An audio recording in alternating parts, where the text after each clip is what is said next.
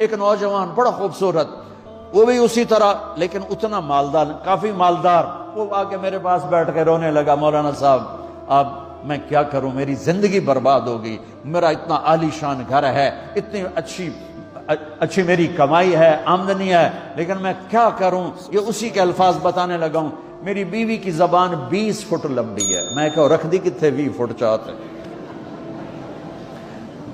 میں کہا وچوں 19 فٹ کٹ دے شاید کچھ کم بن جاوے۔ کہا میری بیوی بہت بد زبان ہے، میں کئی دفعہ طلاق دینے کی سوچ چکا ہوں، لیکن میرے 3 بچے ہو چکے ہیں، بچوں کو دیکھتا ہوں تو پھر میں اپنے صبر کا گھونٹ پی لیتا ہوں، ورنہ میرا جی چاہتا ہے اس کو ابھی طلاق دے کے گھر سے نکال دوں۔ دولت بھی موجود ہے، خوبصورتی بھی موجود ہے، شکل بھی موجود ہے، عزت بھی موجود ہے، سہولت بھی موجود ہے، کیا چیز موجود نہیں؟ اخلاق موجود نہیں، حسن سلوک موجود نہیں، پیار محبت موجود نہیں۔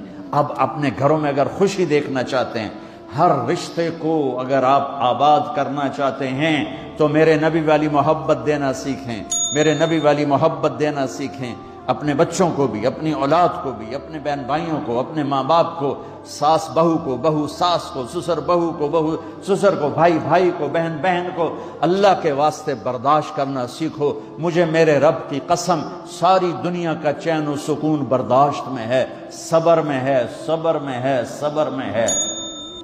زبان